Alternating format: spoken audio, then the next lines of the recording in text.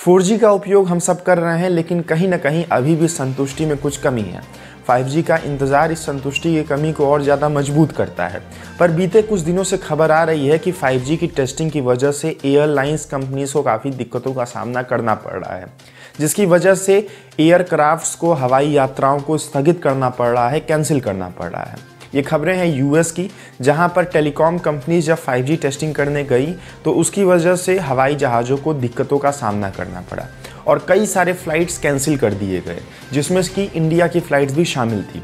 आइए इस वीडियो में मैं आपको एक एक्सपर्ट के नज़रिए से और आम आदमी की भाषा में ये समझाता हूँ कैसे ये 5G की टेस्टिंग दिक्कत कर रही है एयरप्लेन्स को और इसका क्या रास्ता है। क्या वाकई में 5G बंद कर दिया जाएगा हमेशा के लिए अगर एयरलाइन कंपनीज ने हरी झंडी नहीं दिखाई तो, और इसका असर इंडिया पर कैसे पड़ेगा, आप आम जनता पे कैसे पड़ेगा, ये भी हम जानेंगे। वीडियो को अंत तक देखिए, जानकारी महत्वपूर्ण है। आगे बढ़ने से पहले दोस्तों इस वीडियो को लाइक जरूर करें। टेलीकॉम, टेक और मनी मेकिंग की वीडियोस देखने के लिए अपने चैनल हिंदुस्तानी हेल्पर को सब्सक्राइब करके बेल आइकन भी प्रेस कर लीजिए। हेलो दोस्तों, नमस्कार। प्रयागराज से मैं प्रवीण महुलियार इस नई वीडियो में करता हूं आप सभी का स्वागत। दोस्तों, हमने गिव अवे रखा था जिसमें कि 5,000 रुपये के शेयर्स गिफ्ट करने थे। मैंने डायरेक्ट पैसे ही ट्रांसफ़र कर दिए। जिनके अकाउंट में किए वो बहुत खुश थे और आप सबका भी बड़ा स्नेह मिला।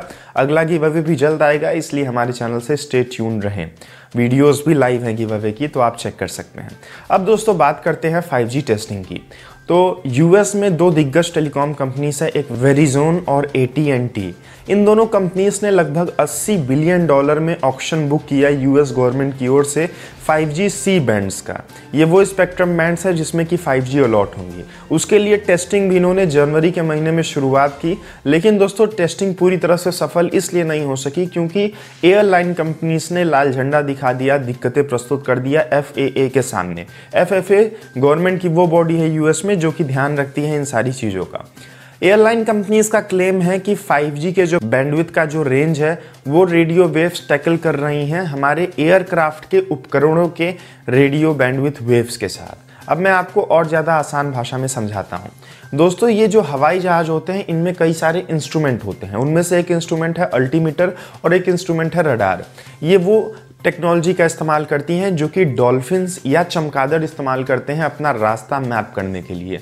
आंखों से देखते नहीं है बल्कि अल्ट्रासोनिक वेव्स निकालते हैं, और वो वेव्स जब किसी वस्तु से या किसी ऑब्स्टिकल से टकरा के वापस लौटते हैं तो उससे पता चल जाता है कि सामने कोई ऑब्जेक्ट है। उसी तरीके से एयरक्राफ्ट में रडार और अल्टीमीटर उपकरण रेडियो वेव्स का प्रयोग करते हैं, रेडियो वेव्स भेजते हैं और वो किसी चीज़ से टकरा के जब लौटता है तो पता चलता है कि सामने पहाड़ है, बादल है, कि चिड़िया है, कि दूसरा हवाई जहाज है।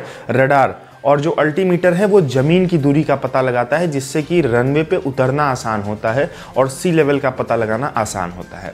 ये जो रेंज है दोस्तों वो लगभग 4.2 से लेके 4.6 गीगाहर्ट्ज़ के बीच है। गीगाहर्ट्ज़ स्टैंडर्ड यूनिट है रेडियो वेव्स का, जैसे कि किलोमीटर या मीटर होता है डिस्टेंस का।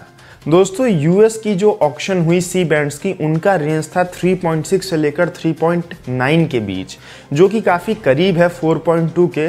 और इनके जो रेडियो वेव्स हैं वो टैकल कर रहे थे एयरक्राफ्ट के इंस्ट्रूमेंट्स के रेडियो वेव से। पूरी तरह से नहीं दिक्कतें हुई, लेकिन थोड़ी दिक्कतें यहाँ पर देखी गई। एक पायलट ने भी दिक्कतें जिक्र की, जिसकी वजह से पिछले हफ्ते कई सारे एयरलाइंस को कैंसिल किया गया। इंडिया की भी ज़्यादातर फ्लाइट जो कि यूएस लैंड होती हैं वो कैंसिल की गई। जापान की भी 2 फ्लाइट कैंसिल की, और भी कई देश हैं उन्होंने भी अपनी फ़्लाइट्स कैंसिल की। यूएस के अंदर डोमेस्टिक फ़्लाइट भी कैंसिल हुई।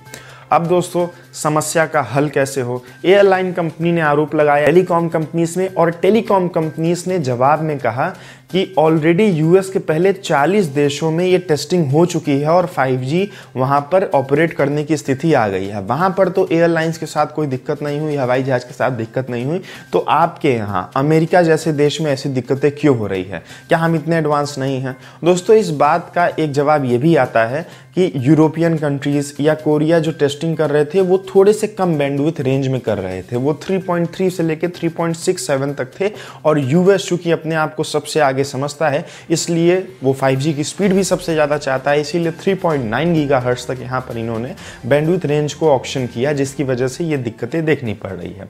अब इसका हल क्या निकाला जाए? इसके दो हल अभी तक तो सामने आए हैं। पहला ये कि फिलहाल के लिए तो आप पोस्टपोन कर दीजिए टेस्टिंग, और जब भी टेस्टिंग कीजिए तो कम बैंडविड्थ के साथ कीजिए, भले ही ऑप्शन में आपको ज़्यादा मिली है।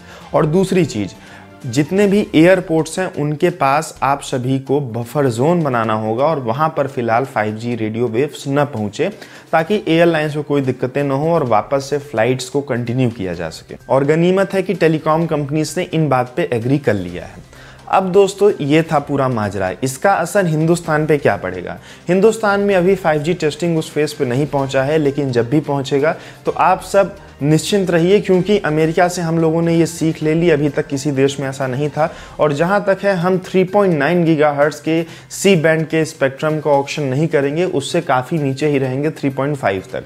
तो एविएशन एक्सपर्ट्स का कहना है कि उसमें हमें खासा दिक्कतों का सामना नहीं करना पड़ेगा। और फिर भी हमारी एयरलाइन कंपनी जैसे कि एयर इंडिया इस मामले में काफ़ी एहतियात बरतेंगी, क्योंकि ऑलरेडी अमेरिका की कई फ्लाइट्स को एयर इंडिया ने खुद कैंसिल किया है। तो हिंदुस्तान के जितने लोग रहें, इन सब खबरों से बिल्कुल डरे ना। अगर आप अभी 4G सेवा का इस्तेमाल कर रहे हैं तो 5G भी अपनी राह में है, और चूंकि दूसरे देश के साथ ऐसी समस्या हुई तो हम सब उससे सीख ले सकते हैं और बेहतर हो सकते हैं। दोस्तों, आज की इस वीडियो में इतनी ही जानकारी। मैंने काफ़ी टेक्निकल वर्ड्स का प्रयोग किया। मुझे उम्मीद है आप सब समझ गए होंगे इस पूरे मुद्दे के पीछे का साइंस और लॉजिक क्या था। एक बार फिर बता दूं जाते जाते, हिंदुस्तानी बिल्कुल ना घबराएं। काफ़ी भ्रामक भरी खबरें फैल रही थी पिछले 2 साल में 5G को लेकर कि चिड़िया मर रही हैं, इंसानों को दिक्कत है, कैंसर हो सकता है, इम्यून कम होगा, कोरोना ज़्यादा होगा। तो ऐसा कुछ नहीं है। 5G को लेकर आप बिल्कुल निश्चिंत रहें। हाँ, ये वाली जो समस्या थी एरोप्लेन्स वाली, वो वाकई में एक दिक्कत वाली बात थी, लेकिन वैसे कुछ दिक्कत हिंदुस्तान में देखने को नहीं मिलेगी, इसकी हमें 99.9% उम्मीद है। फिर भी कोई बात आएगी तो मैं आपको अपने चैनल पे सबसे पहले बताऊंगा, इसलिए हमारे चैनल को सब्सक्राइब करके रखें। वीडियो को यहाँ तक देखने के लिए आपका बहुत बहुत शुक्रिया। प्रेम प्यार बनाए रहिए। दीजिए इजाज़त। जय हिंद, जय भारत।